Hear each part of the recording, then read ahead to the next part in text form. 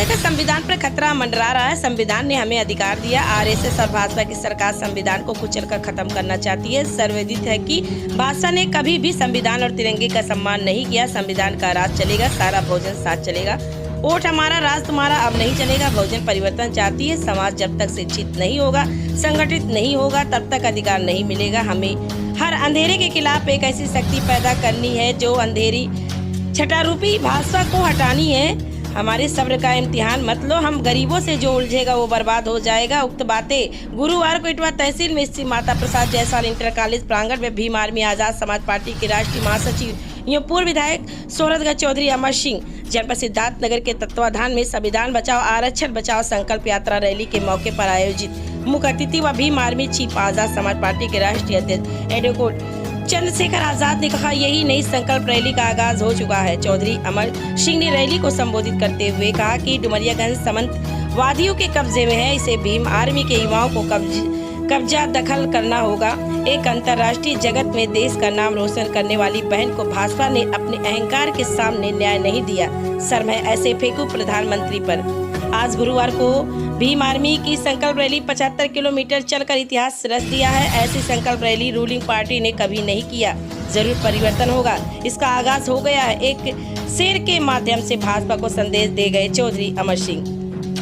वक्त नूर को बेनूर बना देता है, वक्त हुजूर को खुजूर बना देता है। वक्त की कद्र कर ए कोयले, वक्त ऐसा है जो कोहिनूर बना देता है। इसी क्रम में भीम आर्मी के प्रदेश अध्यक्ष आकिब अंसारी सहित अन्य लोगों ने संबोधित किया। इस देश के करोड़ों करोड़ों शोषितों को अगर स्वाभिमान सम्मान से जीने का अधिकार और आगे बढ़ने का अधिकार भारतीय संविधान ने दिया, आज उस संविधान पे कि जो सर्वविदित है कि आरएसएस के लोगों ने कभी भारतीय संविधान और भारतीय तिरंगे का सम्मान नहीं किया और ना ही उसको अपने देश का राष्ट्रध्वज तिरंगे को और ना ही भारतीय संविधान को इस देश का संविधान मानने का काम उन्होंने स्वीकार किया। कहीं ना कहीं ऐसा लगता है जिस तरह से प्रधानमंत्री के आर्थिक सलाहकार समिति के अध्यक्ष एक बयान देते हैं, सोचा समझा बयान, कि भारतीय संविधान को बदल देना चाहिए और प्रधानमंत्री जी एक शब्द नहीं कहते। ऐसा लगता है कि सब लोग मिलकर राजनीतिक शक्ति का दुरुपयोग करते हुए भारतीय संविधान के साथ छेड़खानी करना चाहते हैं और हो सकता है कोई ऐसा कदम भी उठा दे जिससे संविधान के उद्देश्य जो है वो कमजोर पड़ जाएं। आज हमारी ये जिम्मेदारी बनती है कि प्रदेश और देश की एक बड़ी आबादी को, जिसका हम लोग नेतृत्व करते हैं, उसको जागरूक करें कि वो आज की परिस्थितियों को समझें। ना धार्मिक आजादी है, ना न्याय मिल रहा है, महंगाई बेरोजगारी ने कमर तोड़ दी है, नौजवानों को रोजगार नहीं है, किसान सुसाइड कर रहा है, आशा आंगनबाड़ी कार्यकर्ता लाठियां खा रही हैं, भर्तियों में घोटाले हो रहे हैं।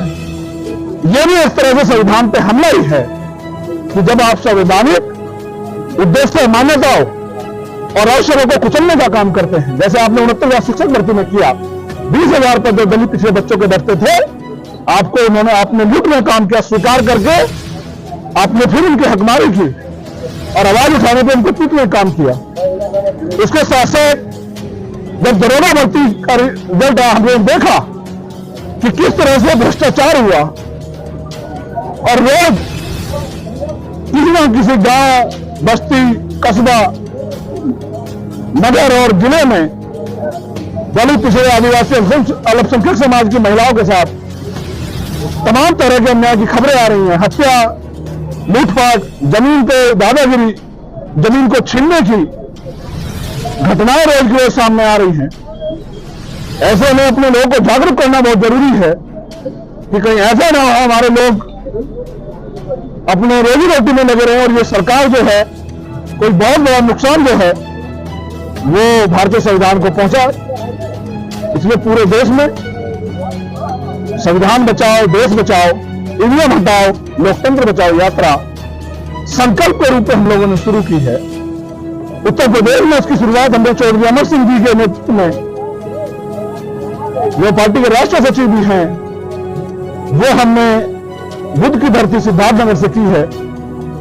और मध्य प्रदेश में मऊ बाबा साहब अम्बेडकर की जन्मस्थली से मध्य प्रदेश में हम लोग शुरू करेंगे और उसके बाद राजस्थान में भी हम लोग इसको शुरू करेंगे और ऐसे ही सभी जिलों में उत्तर प्रदेश के और अन्य प्रदेशों में इस यात्रा के जरिए गांव-गांव में जाके बहुजन समाज के लोगों को जागरूक करने का, इस देश की करोड़ों करोड़ों महिलाओं को उनके अधिकारों के प्रति जागरूक करने का काम हम लोग इस यात्रा के जरिए करेंगे।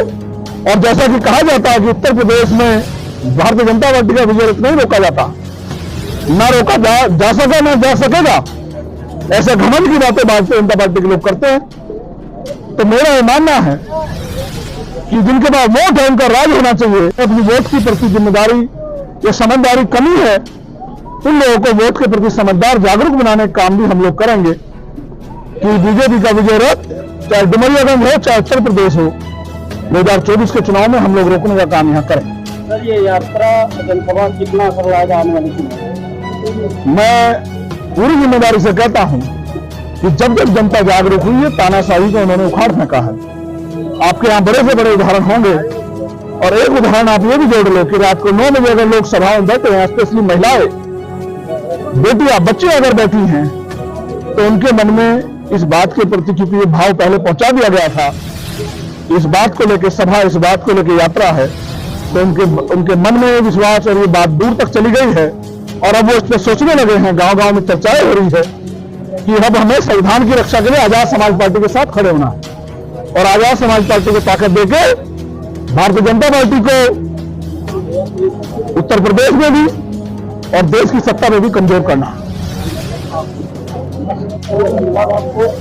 देखिए, अभी चुनाव तो हमारे हाईकमान पार्टी साथ रहेगी, लेकिन आज तो हमको करना है देश में जो कराने की लोगों को बताने की आवश्यकता है, तो उनके अधिकारों को लेकर के, उनके हक हकूक को लेकर के, उनकी व्यवस्था को लेके, रोजगार को लेके, तो ये संविधान बचाओ, आरक्षण बचाओ, जो संकल्प यात्रा का आज से शुभारंभ हुआ है, तो उसी के माध्यम से भूतल तक जाना है, गाँव तक जाना है और पूरे प्रदेश में इस बात को लेकर के इस यात्रा के माध्यम से अपने बहुजन समाज के बीच में उनके अधिकारों के प्रति, उनके जागरूकता के प्रति, उनके साहस के प्रति, उनके अंदर इतनी जानकारियां देनी है उनकी वो जगह।